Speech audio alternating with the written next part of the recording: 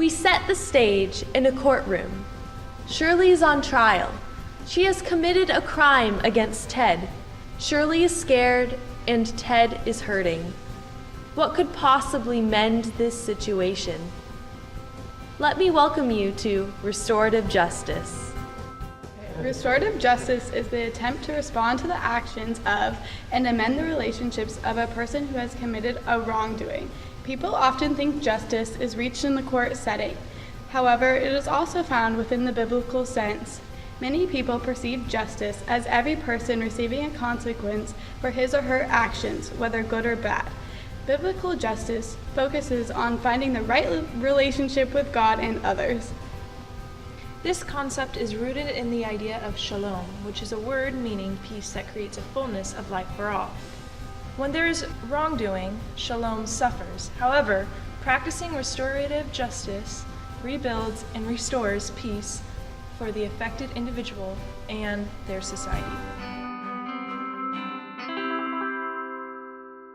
Shirley and Ted are provided a space to communicate via meetings, letters, and media. This is Encounter. It provides opportunities for offenders, victims, families, and anyone involved to encounter with each other to discuss and deal with the effects on them and their relationships. As stated before, the core purpose of restorative justice is to focus on the people and the relationships involved. God tells us to care for both parties involved, for in Leviticus 19:17, "Do not hate your brother in your heart. Rebuke your neighbor frankly, so you will not share in his guilt. Do not seek revenge or bear a grudge against one of your people, but love your neighbor as yourself." By giving offenders an opportunity to acknowledge their actions and the harm they've caused, it leads to the sharing of emotion and empathy. This creates a potential for rebuilding of the relationship and gives an opportunity to come to an agreement about how to deal with its effects. Encounter is an appropriate and effective way to pursue justice and shalom. By talking with each other, the parties can take ownership of their actions and their reactions. They can exercise responsibility and compassion and seek restoration and transformation for themselves and for their relationships. All who were involved in the incident are included in the meetings, including Shirley and Ted's families and friends. Inclusion is meant to fix relationships that have been broken by crime. It can take several different forms. For example, inclusion allows victims to appear in court. It also allows the perpetrator to be addressed for their wrongdoings. And finally, sharing information with everyone involved in the crime, directly and indirectly, including family, friends, and the victims themselves, is also a part of inclusion. Inclusion is vital to the success of restoring broken relationships because it makes sure that no one is ignored and that everyone who's involved and affected by the crime is heard. It allows for both sides to listen to each other and understand the other side. It helps resolve the issue in a way which people take responsibility for their actions and decreases alienation and isolation.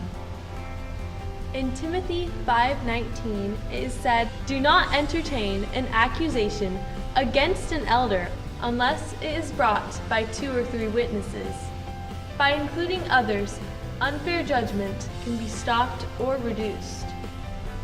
Inclusion is difficult, especially for the victims. People don't want to deal with those who caused them harm. Many don't even want to offer forgiveness. However, all people are children of God and deserve a chance for fair trial. Shirley writes an apology letter detailing her repentance and asking for Ted's forgiveness. She also offers to help pay for any damage she may have caused. We're going to be talking about the 4th step of restorative justice, which is amends. In the story, Shirley is in prison and needs to make amends. She begins by writing an apology letter, but that's just one option for her to reach out to Ted's family. She can also make phone calls or offer funds to them to assist with the healing and restoration process. We see multiple instances of people making amends in the Bible, one of which can be found in the Gospel of Luke. In the Gospel of Luke, there is the story of the prodigal son, which is a very common story. There are 2 sons in this story and 1 father. The younger son asks for his inheritance early on in his life and ends up getting it from his father. The son takes this money and wastes it in a big city. And the son recognizes his mistakes and goes back to his father for forgiveness and to ask if he could simply be a worker. Because the son came back asking to be a worker, the father knows he's sincere, and the father forgives him for that. This is the same as if an offender offers amends to a victim that are semi-equal to the crime that was committed. The victim will feel that the amends are sincere and the restoration process can begin. Shirley needs to be reintegrated into society. She goes through support programs that assist with this need. Ted, on the other hand, has taken an emotional toll and therefore goes through many support groups that are faith-based and very supportive. The impact of crime is much greater against the people who are victimized than it is against laws.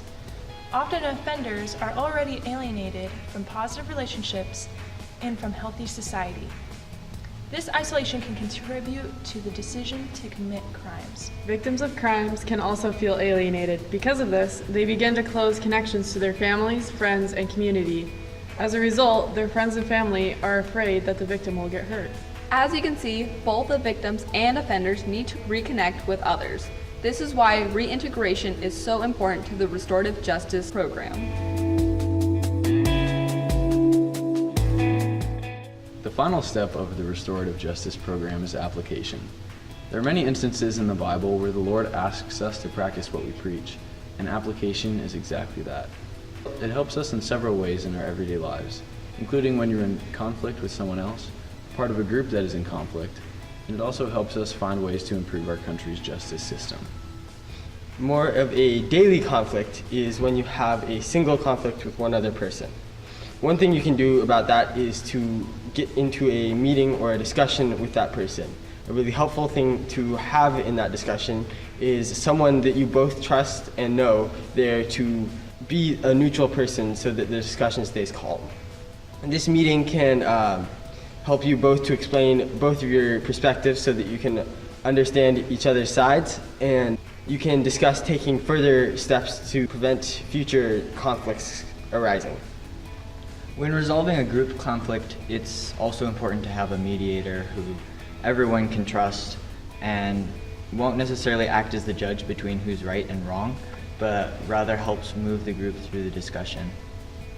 It's also important to have an environment where everyone is heard and they can speak freely, where people focus on facts and what others are feeling rather than judgments that they might have. When coming to an agreement, it's easier to agree on smaller things than the big picture, so focus on those small things that you do agree on. And when coming to the resolution, make sure that it includes amends for the past, mends the relationships, and prevents future conflicts from occurring. Another part of taking restorative justice is considering how we can implement restorative justice into our nation's criminal justice system. So considering things like rehabilitation programs and things where we can put something like this in a process to where this is the normal and not just an optional program that you go through. All in all, restorative justice helps people and their families heal and progress past the events that have hurt them and move forward into what comes next. It can show us the true dignity of every person and the equal value that all of us possess in the eyes of Christ.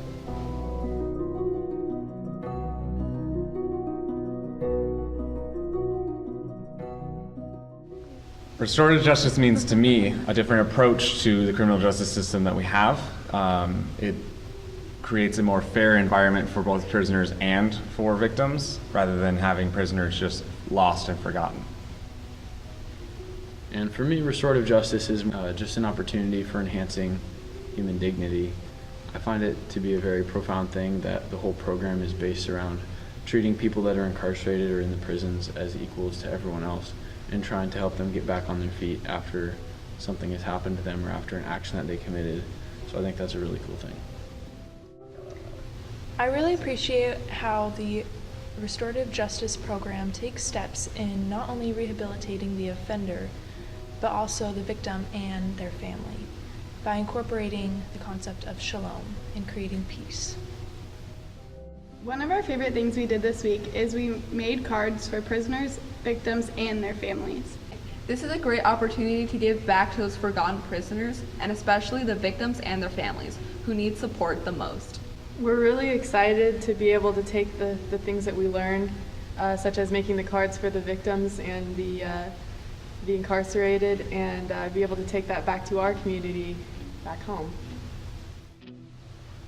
Restorative justice is a 6-step restoration process in which both the offender and the victim can be healed. It also helps them not only to heal themselves, but also to heal the relationship between them.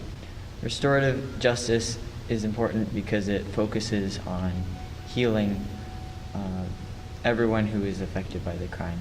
It recognizes that both the victim and the offender are children of God and are in need of his healing.